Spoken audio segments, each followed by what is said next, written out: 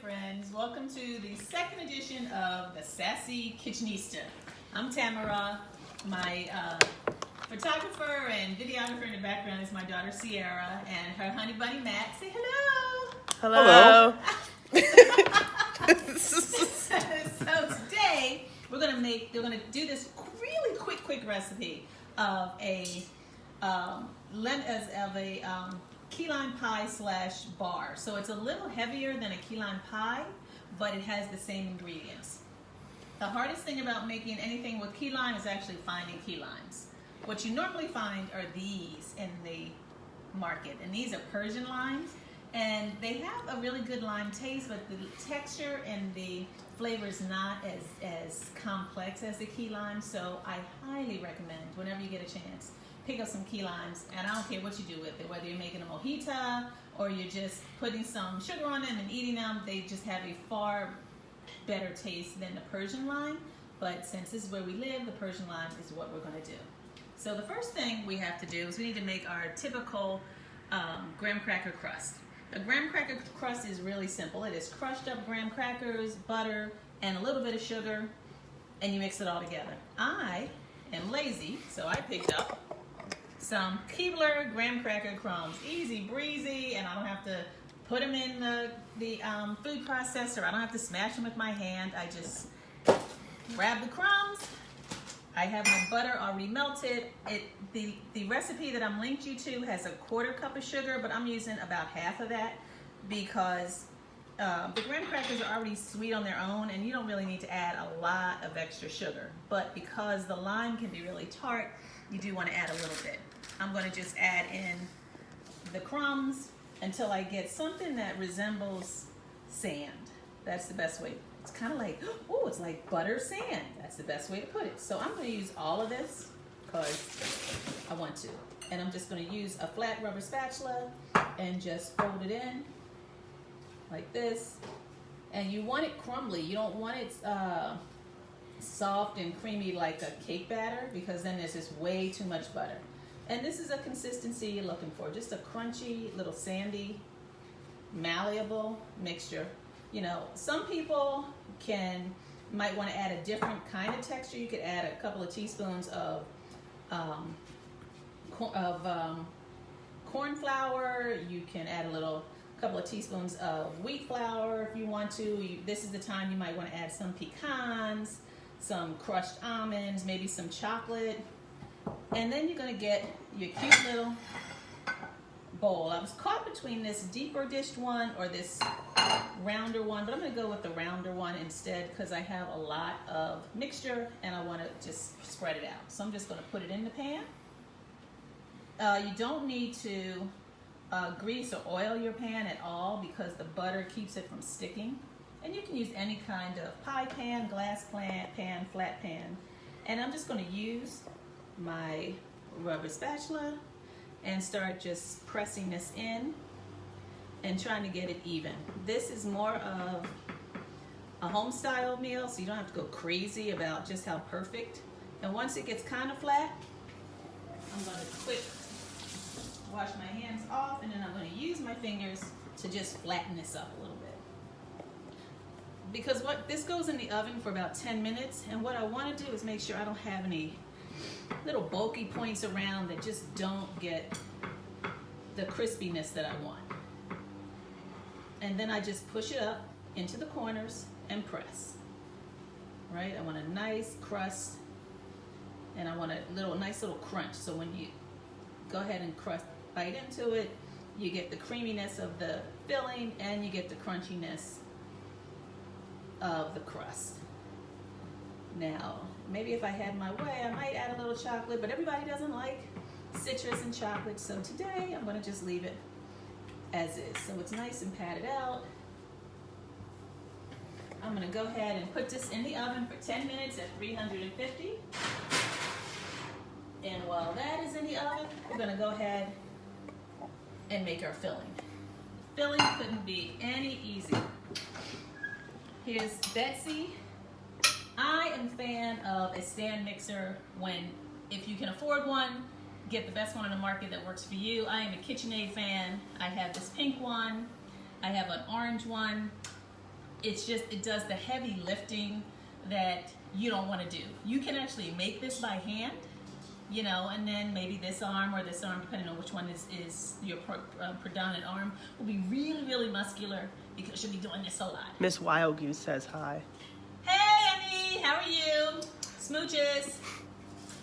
All right, so the ingredients to this are really simple. We're gonna use 4 ounces of room temperature cream cheese, and we're just gonna, again, use a rubber spatula, drop it in there, and you gotta mix your cream cheese by itself first, because if you don't, you'll get these little lumps in there. And while it's nice, you don't necessarily want to bite into a lump of cream cheese. So I'm gonna just batter this up for about 30 seconds to just smooth it out. Yum, yum.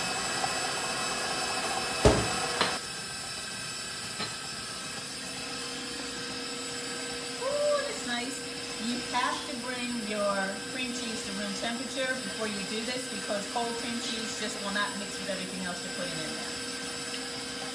And I'm going to stop that.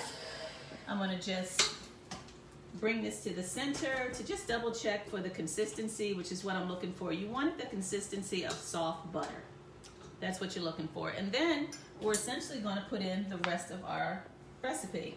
4 egg yolks, and here's a tip for you. Egg whites keep really long in the refrigerator. So you can keep your egg yolks in a sealed container for another week or so. Or, I'm sorry, your egg whites. Or you can just put them in a container and throw them in the freezer. Because most people don't know that egg whites actually freeze really well. So you can keep them in the freezer for 2 to 3 weeks, pull them out, make yourself an omelet or something else. But I'm actually going to use my egg whites next week, and we're going to make some angel food cake with them, because nothing goes to waste. And if you're ever cooking and you have excess egg yolks or other ingredients you want to use, just Google, what do I do with excess buttermilk? What do I do with excess flour? What do I do with excess sugar? And lots of really cool recipes with those excesses will come up for you to try. So I'm going to put in 4 yolks, and I'm going to just go ahead and dump those straight in. I'm going to add a 1/2 cup of lime juice. So what I use is I use the juice of about 8 Persian limes, and then I also grabbed, and let me find it, I think it's in the refrigerator. I ordered some Nellie and Joe's 100% key lime juice from the Keys, because I wanted this to taste as authentic as possible. And it's a really, make sure if you're ordering, it's 100% juice and not key lime juice, which is kind of watered down juice concentrate stuff that tastes okay, but it doesn't have the same punch as this. We have a question. Do egg yolks freeze well too? Egg yolks do not freeze well at all. Eat them, use them. There are a ton of recipes you can use with egg yolks, but they don't freeze like egg whites. So I mix that up. I also put in the pulp of my limes because I want it to be as strong and and in-depth a flavor as I can get. So I'm going to go ahead and drop that in there. Whoosh, whoosh, whoosh. And then we're going to use some sweetened condensed milk, which I actually think has no purpose except to make some really good cookies and key lime pie. I'm sure, maybe some magic bars. And we just go ahead. Most recipes that use sweetened condensed milk are actually written to use the whole can, which is what, 14 ounces? Yep, it's 14 ounces. I have yet to run into a recipe that requires sweetened condensed milk that does not call for the whole can, because the people who make it also know, I don't know what the hell else you can do with sweetened condensed milk. So in it goes, and we're gonna, Sierra's laughing. Because we have okay, thanks Chef Tammy for answering my question. I feel like I'm at a cooking show. And we're gonna go ahead and mix that up. And this is about a medium mix. You don't want to go too high because it'll splash out of your container and then you'll just look like a dumbass. And you don't want to look like a dumbass when you're cooking. You want to look kind of like you know everything. And if you look in there, you can see it coming together. Ooh, that's nice. All right. And I'm going to give that another minute or so. And then I'm actually going to pull it down and I'm going to whisk whisk it a little bit more to get out any of the lumps that are in there. Just because I am a little anal about the consistency of things, I just want to make sure that it's actually incorporated as much as I want it to be. So I'm going to stop this, pull it down, take off my mixing paddle. I want all my stuff off because I just don't want to lose any. Although when I was younger, I used to actually love licking the batter off of the paddles when my mother would make yellow cake. And I used to fight over it with my sisters. Sometimes I'd win, sometimes not. That tends to be the case as we moved into adulthood too. Sometimes I would win, sometimes I wouldn't. I think it's why I worked on becoming a cook and went to cooking school and all that stuff, because I was tired of sharing the batter paddles with my sisters. Because they're actually strong. I don't know if they're watching right now, but they actually are a lot stronger than I am, which it can be irritating at times. All right, and I'm going to put it back in and give it another run, just because I want it as incorporated as possible. Is it possible to hand mix if you don't have a mixer? It is possible to hand mix. It is absolutely possible. I'm just kind of lazy. And I want this machine to do all the work for me. And just whip that baby up. And let it go do its thing.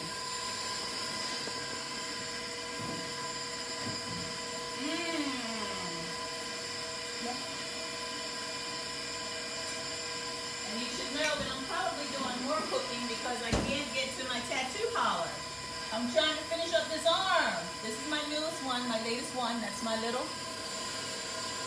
lioness, because I'm badass like that. But now that I am on COVID quarantine, I'm just trying to have some fun in the kitchen and do all kinds of good stuff. My daughter's smiling at me, although she doesn't cook as much as I would like her to cook. I'm working on her piece by piece, but she's being a little resistant, and it's a struggle, but I'm a work with a sister. And now we're done. So now comes the easy breezy good part. I'm going to pull out our trusty dusty crust that's been in the oven about 10 minutes. And you'll feel it, and you'll see a little bit of the butter come to the top. The ends are getting a little more cooked, and the inside's a little soft. You don't want it crispy and hard, because when you finish, if it's crispy and hard when you pour everything in, then you're going to have just a kind of a key lime cookie. Kathy D wants to know. Hi, Kathy Dong. What will be your next tattoo? The I survived COVID-19 and lived to tell about it, or some such thing. I don't know, Kat. I'm telling you, I'm happy to still be employed and working with my students. Don't forget what? What? No, I was just talking about the pie. Smells delicious. All right. Well, I'm so glad. Thank you, Sierra. And now that it's ready to go back in the oven, it's going to cook for about 20 minutes, just till it sets.